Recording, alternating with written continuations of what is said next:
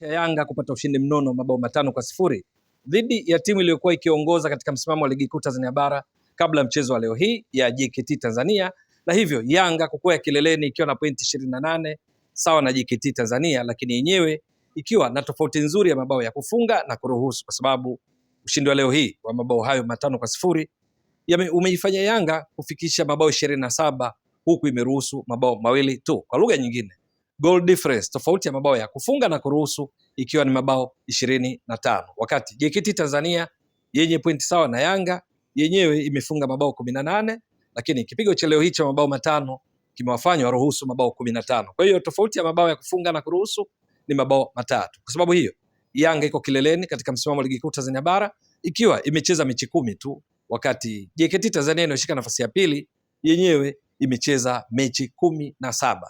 Yanga leo hii kilichowezesha kupata ushindi huo ni pamoja na namna ilivyokuwa ikicheza. Tangu mwanzo wa mchezo Yanga ilikuwa ikicheza kwa kushambulia moja kwa moja. Haikuwa ikimiliki sana mpira, na ndio maana mpaka mapumziko umiliki wa mpira ulikuwa 49% kwa Yanga, ilhali JKT Tanzania walikuwa ugenini kwenye uwanja wa KMC Complex ambao ni wa nyumbani wa Yanga, ndio waliokuwa wakionekana wanamiliki mpira zaidi kwa 51%, lakini ni Yanga ndio waliokuwa wakifika zaidi licha ya kumiliki mpira kwa muda kwa kiasi kidogo kulinganisha JKT. Ni wao ndio waliokuwa wakifanya hatari nyingi zaidi, wakishambulia zaidi. Katika kipindi cha pili Yanga waligeuza kibao, ni wao ndio sasa waliokuwa wakimiliki mpira zaidi na kufanya mashambulizi mengi zaidi, jambo ambalo liwezesha kuongeza mabao 4, maana hadi mapumziko Yanga ilikuwa ikiongoza kwa bao moja lililowekwa wavuni na Mohamed Hussein Shabalala, ikitokana na kazi nzuri iliyoanzishwa na yeye akishirikiana na Depu Dube, na hatimaye Dube akampatia tena yeye kama assist kufunga bao la utangulizi. JKT Tanzania, timu ambayo inafahamika kuwa inatoa ushindani mkali katika mechi zake, ikiwamo msimu uliopita yenyewe ikiwa ni miongoni mwa timu 3 tu ambazo ziliruhusu mabao yasiyofika 3 katika mechi 2 za ligi kuu Tanzania bara baada ya kufungwa 2-2 katika mchezo wa kwanza, mchezo wa pili ikitoka suluhu, ikiwa wao wakiruhusu mabao 2 katika mechi 2 msimu uliopita mbele ya Yanga, sawa na Coastal Union ambayo mechi ya kwanza alifunga 1-0, ya pili 1-0, jumla 2-2, lakini nyingine ikiwa ni Azam ambayo ilifunga Yanga 1-0 alafu Yanga akawafunga 2-1. Matokeo yalikuwa 2-2 kwa msimu uliopita katika mechi 2. Timu nyingine zote katika ligi kuu Tanzania bara msimu uliopita ziliruhusu mabao 3 na kuendelea zilipocheza na Yanga, lakini leo hii walikuwa wamezidiwa mno, hasa katika kipindi cha pili, kutokana na namna ambavyo Yanga walikuwa wakicheza, wakishambulia kwa idadi kubwa, maeneo ya pembeni wakienda kwa wingi, wachezaji kama Maxim Pia Zengeli, walinzi wa pembeni Mohamed Hussein Shabalala, Israel Patrick Mwenda, wakishambulia mfululizo kana kwamba wao ni playmakers, viungo wachezeshaji ingawa ni mabeki wa pembeni. Lakini washambuliaji, Prince Pomelo Dube alikuwa kwenye kiwango chake bora leo hii, na ndiye alikuwa mchezaji bora wa mchezo kutokana na namna alivyokuwa akichezesha timu ya Yanga wakati ikishambulia, akimfanya Loriendo Depu awe na hatari zaidi, kama ambavyo imeshathibitika katika mechi kadhaa walizocheza wawili, Depu akionekana kung'ara zaidi. Matokeo yake leo hii Dube alitoa assist na kutengeneza bao lililofungwa na Mudathir Yahya Abbas baada ya kukimbia kwenye upande wa kushoto wa Yanga wakati wanashambulia, lakini wa kulia wa JKT wakati wanazuia, akimzidi mbio Laurian Makame na kupiga cross ambayo ilimchanganya kiungo Sospeter Bejana aliyejikuta akitaka kujifunga na mpira kugonga nguzo kabla ya kumkuta Mudathir Yahya Abbas aliyoweka wavuni. Dube alikuwa ni mwiba haswa, matokeo yake akaibuka kuwa ndiye mchezaji bora wa mechi. Lakini Depu, bao alilofunga leo hii limemfanya afikishe mabao 5 katika mechi 4, huku pia akiwa ameshatoa assist 1. Lakini Dube, bao alilofunga leo hii nalo limemfanya afikishe mabao 5 katika ligi kuu Tanzania bara kwenye msimu huu.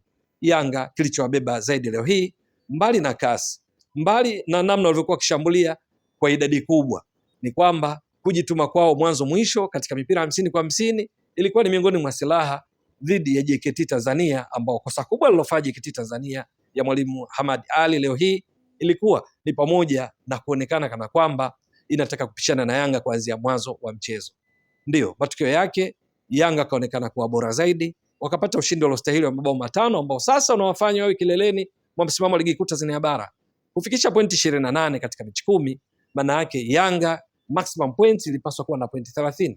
Pointi 28 unazungumzia performance, ufanisi wa 93.3%, kwa sababu Ndugu mtazamaji wa Mbwaduke Stats Sport Next Level, ukichukua pointi 28 chini ukaweka pointi 30 ulizopaswa kuwa nazo, zidisha kwa 100, ndipo unapata ufanisi huu wa 93.3, ufanisi ambao ni wa juu zaidi kulinganisha na kile walichokifanya msimu uliopita katika ligi kuu Tanzania bara, wakati katika mechi 30 walipotimiza pointi 82 wakati wakitoa ubingwa msimu wa 2024-25, ambayo ni ufanisi wa around 91%.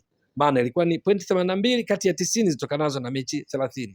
Kwa lugha nyingine, Yanga imeongeza ufanisi wake katika mechi 10 ambazo ameshacheza mpaka sasa. Lakini vinginevyo, Yanga ndio timu iliyofunga mabao mengi zaidi katika msimamo wa ligi kuu Tanzania bara mpaka sasa kwa kufikisha mabao 27, lakini Yanga ndio timu iliyoruhusu mabao machache zaidi ikiwa imeruhusu mabao 2. Kabla mchezo wa Azam katika siku hii ya leo, Yanga na Azam ndio waliokuwa na ukuta imara zaidi wakiruhusu mabao 2. Kwa lugha nyingine, mwenendo wa Yanga ni mzuri kiasi ya kwamba kama wanaendelea na utaratibu huu, maana yake upo uwezekano wakatetea taji lao kwa mara ya 5 mfululizo la ligi kuu Tanzania bara. Hata hivyo, ni mapema mno ukiyasema hayo, maana ndio kwanza wamecheza mechi 10 ambayo ni theluthi moja ya mechi zote 30 za ligi nzima. Bado michezo 20. Ndio maana tunasema ni mapema, lakini kufikia leo hii baada ya michezo 10 ufanisi wao uko juu zaidi. Na bila shaka ushindi huu unaweza kuongeza chachu kwa wao Yanga kuelekea mchezo wao wa dabi ya Kariakoo watakaocheza dhidi ya Wekundu wa Msimbazi Simba Machi mosi kule visiwani Zanzibar kwenye uwanja wa New Amani Complex.